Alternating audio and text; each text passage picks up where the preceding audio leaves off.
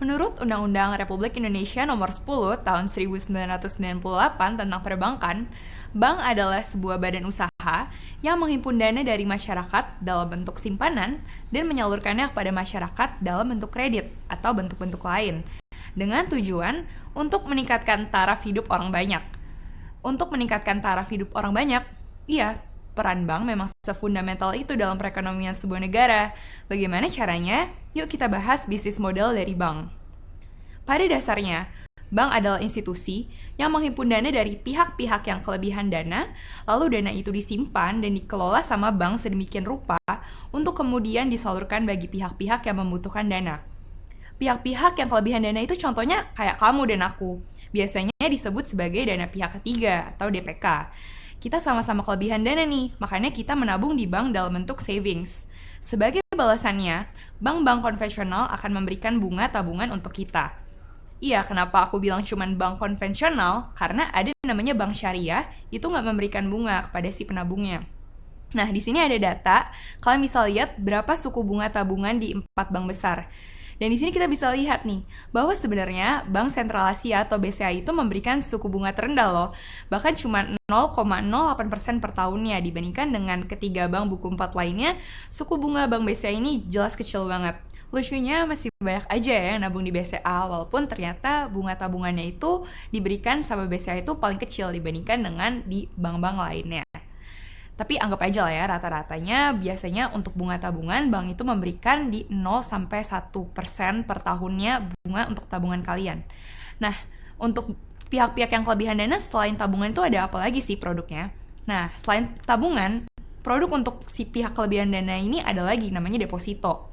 Pasti kalian juga nggak asing kan sama produk yang satu ini.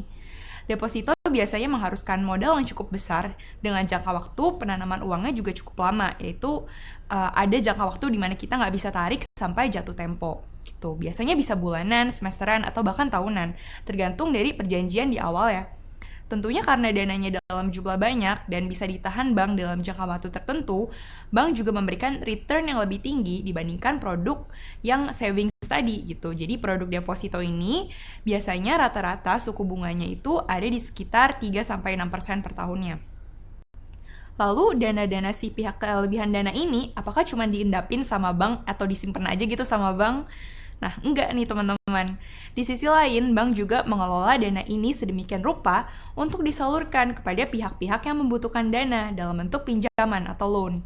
Tentunya pihak yang menerima dana ini harus mengembalikan dana atau prinsipalnya ini beserta dengan bunga pinjamannya kepada bank pada saat jatuh tempo tentunya. Nah, berapa sih bunga pinjamannya? Tergantung siapa pihak-pihak peminjamnya dan kegunaannya itu untuk apa gitu loannya. Nah, jadi untuk jenis-jenis kreditnya itu kita bisa bagi dua aja yang gampang. Pertama itu ada kredit konsumtif. Dari namanya aja nih konsumtif, pastinya kredit ini digunakan untuk konsumsi perorangan. Misalnya seperti cicil untuk KPR rumah gitu, atau cicil untuk kendaraan bermotor, atau kartu kredit gitu. Nah, karena kebutuhannya ini untuk konsumsi, biasanya bunga yang harus dibayarkan juga lebih tinggi. Kalau bunga untuk kredit konsumtif ini, rata-rata lending rate-nya di Indonesia ini per November 2020 ada di sekitar 11% per tahunnya. Dari situ lawan dari kredit konsumtif ada juga namanya kredit produktif. Ini biasanya dalam bentuk modal usaha. Nah, biasanya pihak yang membutuhkannya ini tuh bisa jadi UMKM atau bahkan korporasi yang membutuhkan uang lebih untuk modal kerjanya. Biasanya kan banyak loh UMKM yang udah mau menjalankan project, tapi untuk menjalankan project tersebut mereka butuh dana dong, karena mereka biasanya baru dibayar setelah projectnya kelar gitu. Nah, supaya mereka bisa menjalankan projectnya itu, mereka biasanya juga bisa pinjam nih ke bank, atau misalnya untuk korporasi-korporasi, perusahaan-perusahaan bisnis untuk ekspansi bisnisnya mereka pasti butuh dana lebih juga bisa pinjam ke bank gitu. Nah, karena memang untuk keperluan yang produktif yang untuk menghasilkan lagi, biasanya lending rate untuk pinjaman produktif ini ada di sekitar 9% gitu. Per November 2020 rata-ratanya di 9%. Lebih murah ya daripada pinjaman untuk yang konsumtif.